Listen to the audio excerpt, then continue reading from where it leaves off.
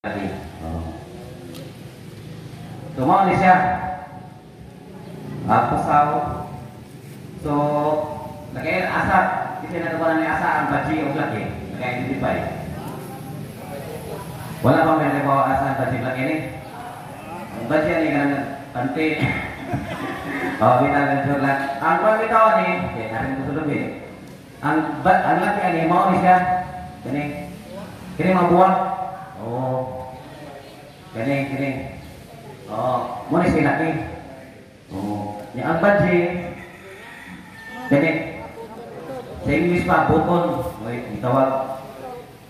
Oh, mo ni siya. Mo ni ang ang part sulbi nga importante nga may ko ako din nga. Dahil po, hindi kayo pag-asal baji laki. Basta, ako na kayo mo rin laki tapos baji. Oh, pukot. Doon, sabot na no, okay. Kwan sa kwan. So, next.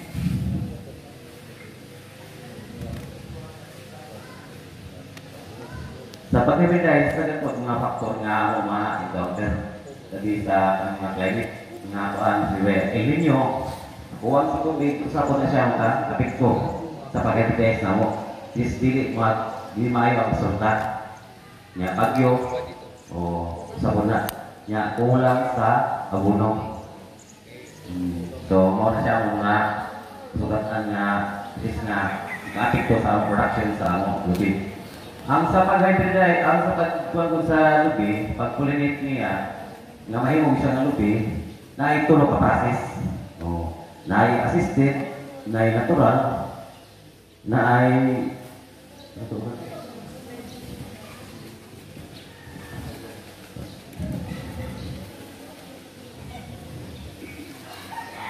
restricted. Oh. Which is ang usa, ang pollination nga kuhan, ng natural, which is ang ato na original dunia na siya lang mismo, natural na siya, na kaning iya buwak, mauwi mo, pollinate rin. Oh. Through hangin or mananap or mga lalaw, buyog. Oh, mo na siya. Which is mo na ikaw ito na natural pollination. Oh. Ang kung nasa hybridization po na kuhan, ang tall o ang dwarf nagtapat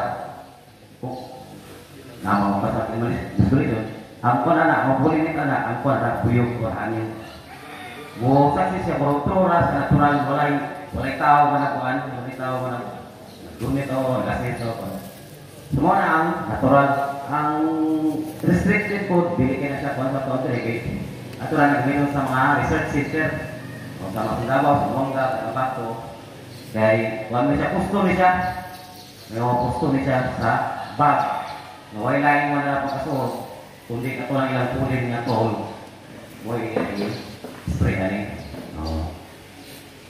so ang usahan katulong nga pag-hybridize pag-pollinate sa mahimos nga hybrid ang karong gigamit ang assisted assisted itong tao ang spray siya dili ang kaning jadi kung nagya po niya buwang ka niya bulin niya puro tao ang nag-spray kung nakuan pa i-ay ba hindi ko ang tao mga nag-himo so ano to ang una natural itong throwing o best atong restricted jadi kayo ito sa pa itong pustong siya tapos ang ikatulong atong assisted.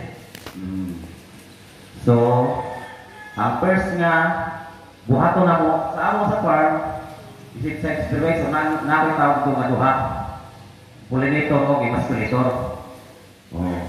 So, ang process na mo kani una na mo emasculation kani nakita niyo nikat-kat sa puno aron mag emasculate. Emasculation na siya tawag na pagbuhat kani siya kani siya ikat sa lubi buko na siya kalibusaw nablihan niya siya dili niya siya yung mabuton ng abli mo ablihan niya siya nga i-force i-throw pa niya siya dili siya yung para sa iya i-force niya kung sakto din siya sa nasa date or appearance niya makita niyo nga sakto na siya i-bukon ang sa days na mo 15 to 21 days o 22.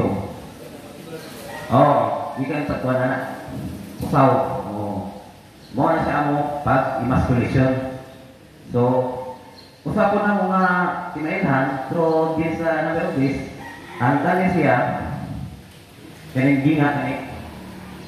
Oh, namay maging ginga. Mo na siya pasabot nga, pwede na siya bukon. Oh. Pwede na siya bukon, tapos usapon, kani pusaw, kani medyo lupad-lupad na siya. Dili, kaya ang magumang pusaw ko na siya, bro.